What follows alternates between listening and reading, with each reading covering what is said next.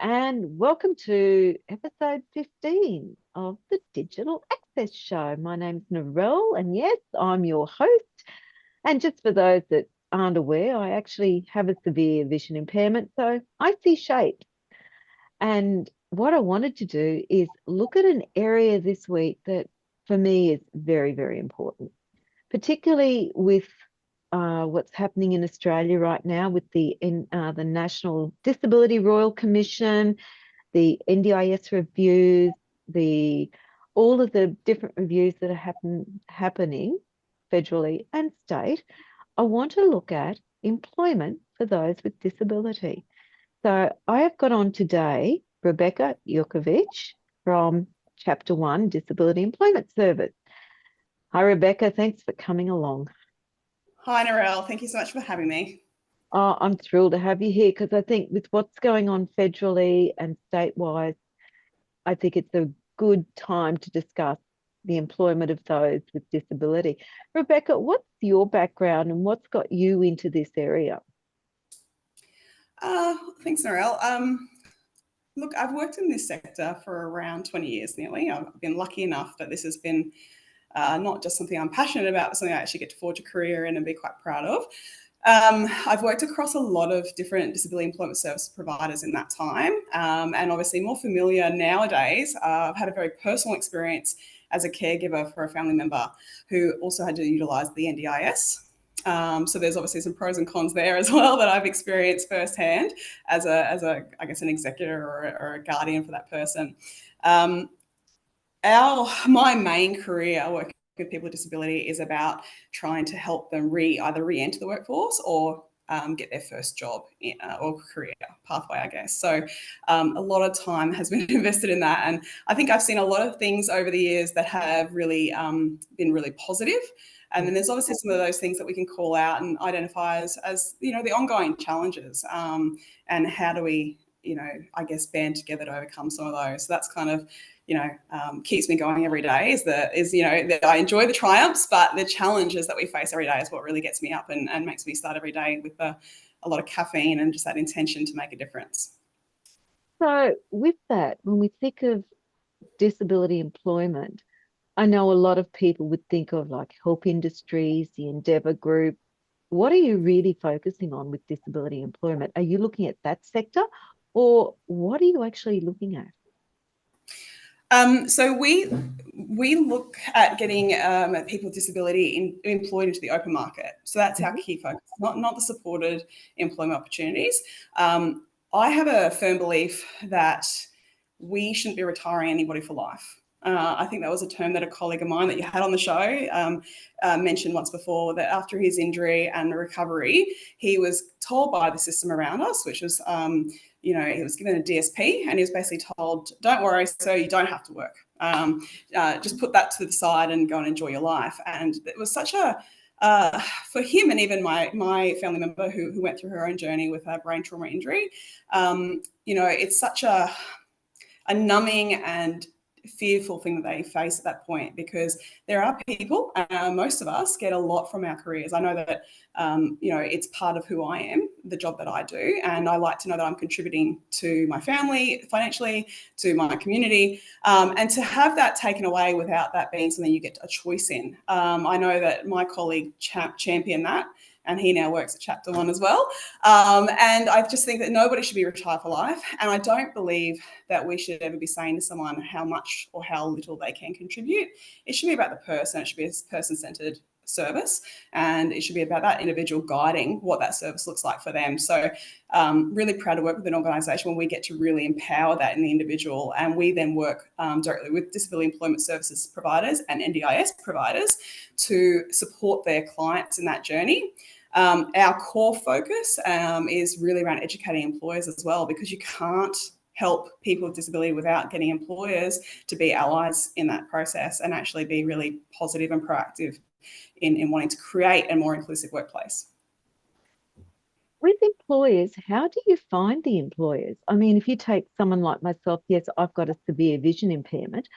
I do have a lot of skill, and I know for me, they considered that I couldn't work once nearly all my sight was gone. and the employer I was working with at the time really struggled to change the system so that I could continue working. How do you deal with that with employers? Yeah, it's a really good question, and it's probably one of the hardest things we do. And I think the first thing we have to do is realize that we're a people-to-people business, in the sense that no two employers will have the same response when we go out there to promote our service and promote inclusivity. Some employers will have a very honest fear of risk of the person's safety, or perhaps other workers' safety in the workplace.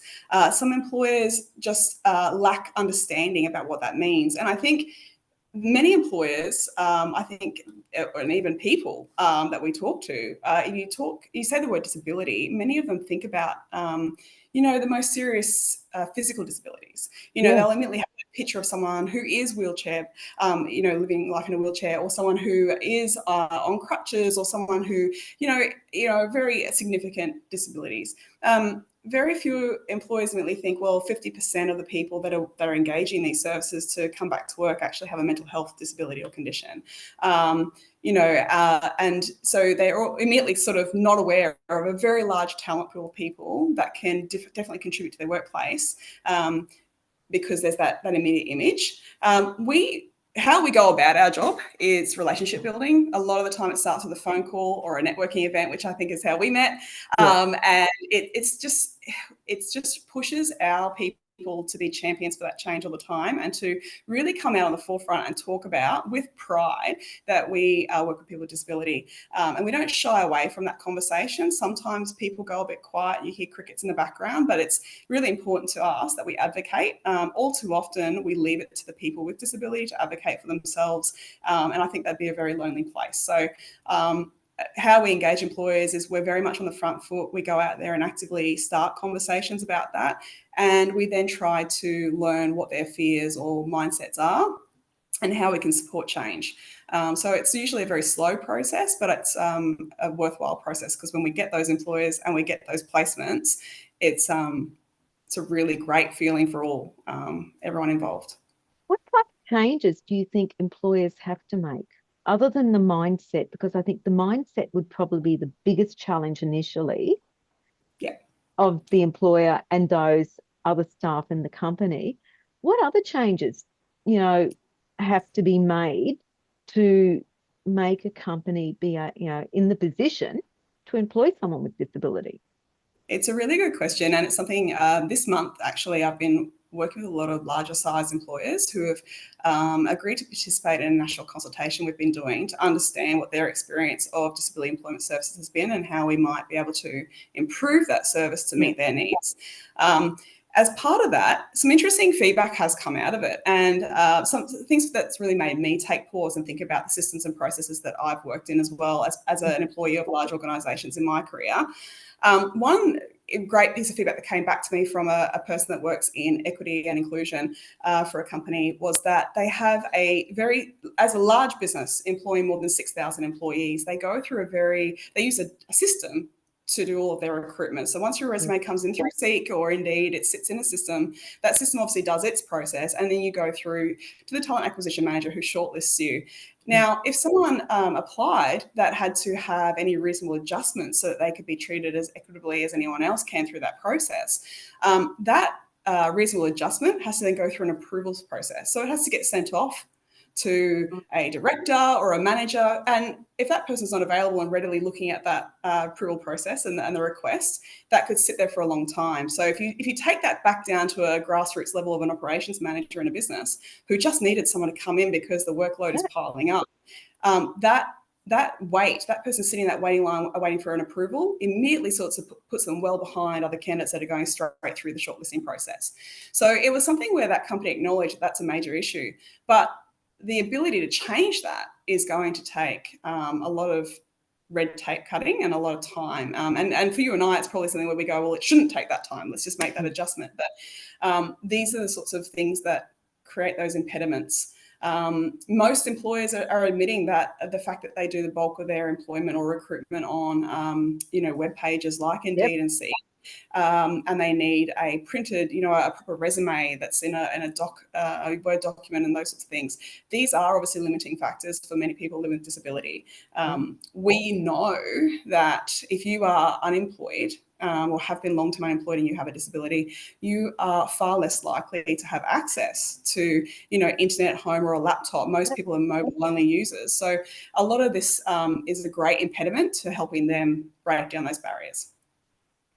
So what can employers do to start to break down those barriers from your Yeah, position?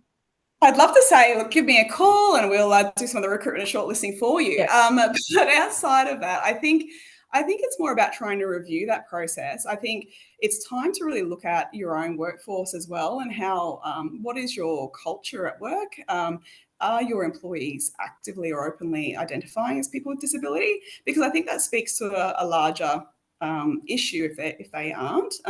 We want to create inclusive workplaces, and I think the easiest way to do that is to learn from your own employees' experience. So if you do have people that have been, open enough to talk about their journey and how they've come to work in your organisation, it might be a chance to say, well, how did you find that recruitment process? What would you have changed? I think we need to be more peer-led in this space. I think all too often people like me who luckily for me, have led quite an ableist life. I think it's really easy for me to sit here and tell everyone what to do. But I do think that the starting point is organisations, including disability employment services agencies, to really start to talk to the people with disability about what their experience is, and how can that environment or that technology be different in giving them greater access, and making it fairer.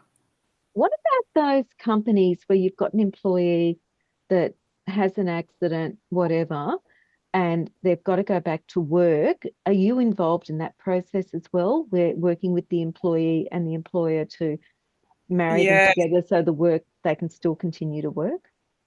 Yes, Narelle, this is actually one of the things I'm extremely passionate about, because for a very long time, like I've said, I've worked in and around the Disability Employment Service for nearly 20 years this year. We've had a program that's government funded for employers and people, workers who are experiencing disability, injury, illness to access. It used to be called Job in Jeopardy, and I think the name probably put people off because no one likes to think, oh, my employee's job is in jeopardy. That's pretty negative speak. It was changed to Work Assist. Okay, And there's some providers out there that do this really well, and largely because they have a cohort of people who are, they've had long-term careers, particularly people with multiple sclerosis and those sort of things. They've had long-term careers, and they've then had this diagnosis, had to change the way that they approach their day-to-day lives in certain ways, and needed this assistance. So if you are someone who has been working, or you are working, and you have suddenly had an experience of disability, injury, or illness that has then sort of set you on a path where you might need to readjust either your workload, the tasks you can do, the equipment you can use, there is a government-funded program there to support you, and it does connect you directly to access that you can get immediately, that can help to build disability confidence with your supervisor, so they know how to better support you, and they can receive coaching and mentoring, and you yourself can receive support. And that can even include getting some referrals for allied health services. Wage subsidies are available as well. And that's a really important thing for employers who might have to think about readjusting how work is being done in their workplace. That can take time. You could be trained to do different roles. So you might have been a storeman, and now we're going to move you into purchasing. So you can be sitting at a desk and you can actually be, managing inventory and those sorts of things. That might require some computer training and that sort of stuff. So that program's been around, and sadly, it's really underutilized.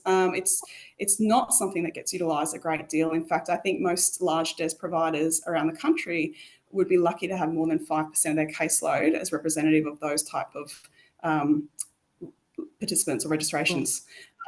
So definitely something I'm really passionate about, because I think we need to build the pathways for people to not have to leave work before they're ready to.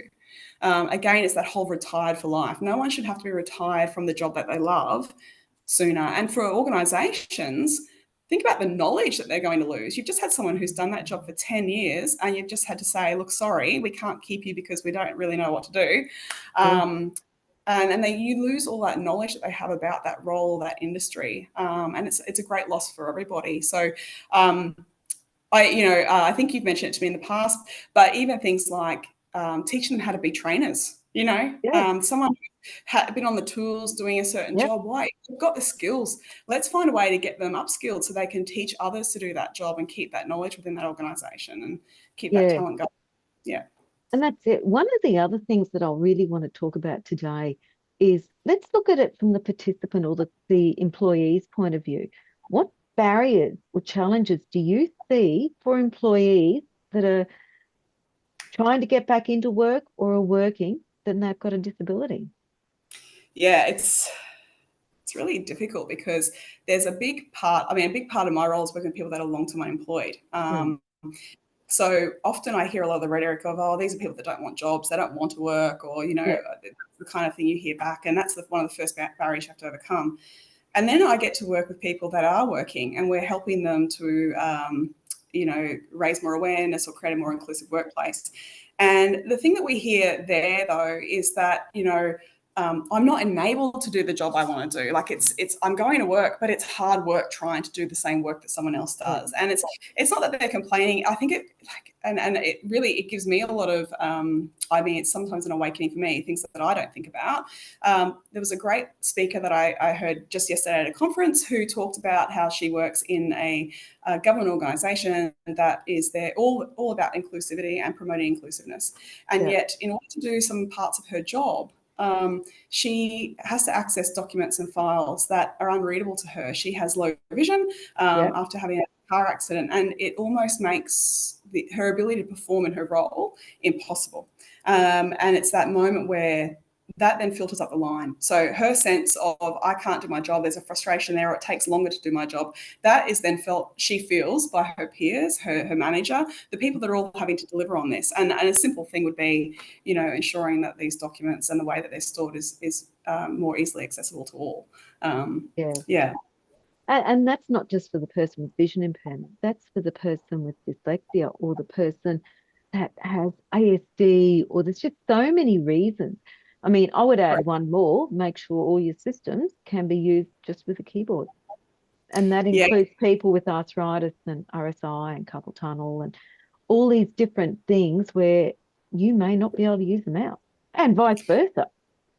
Yeah, I would definitely agree with all of that. And I mean, even to the point where I'm from an industry where we've really only just gone paperless recently, even to the fact that for some people, if they had a physical disability or their disability was one that meant they didn't have a car and license, if they were working from home but they needed something, sometimes it wasn't even scanned. It wasn't a file you could access electronically. You'd have to get to the site where that file was stored in a filing cabinet to do your job. So the fact that, it's all these little things that can have a major impact. Yeah. It is. And it's down to the physical as well, because obviously most government departments now, there is that physical accessibility component that is very much considered. However, it could be as simple as, I remember when we moved into a new building in a previous job, and if you went to one kitchen, the hot water and cold water taps were in one position, the hot water at the back, the cold at the front. But if you went to the other sink in the kitchen, it was the complete opposite. Yes. And it's just these little things that do make the difference. And I think it's also people with disabilities themselves have to say, hey, I can do the job. Yes. I think, and that's something that starts, I think it even starts when people are at school, and I think it can start with education around even to their parents. I think sometimes parents start to feel quite helpless, and they start to, what I see, so I can only speak for what I've seen and experienced. What I see is that some parents probably get to the stage of where their son or daughter is 15 and living with disability, and they think, well, we can't hope for too much. And then that kind of filters down. I think the whole idea is that they don't want to get their hopes up, or they don't want to push or expect more, especially when the system can be so complex sometimes. Yep. Lots of support out there, but how do I access it is usually the problem.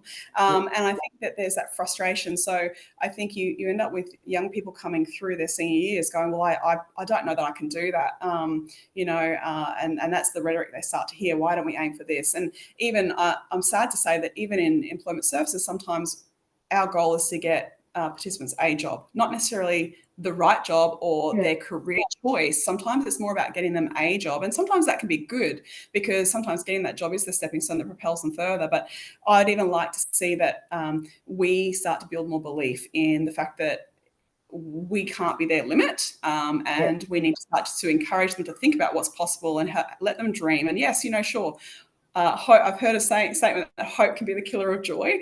And sure, we might get our hopes up and we might get knocked back, but I think it's better to try. I agree.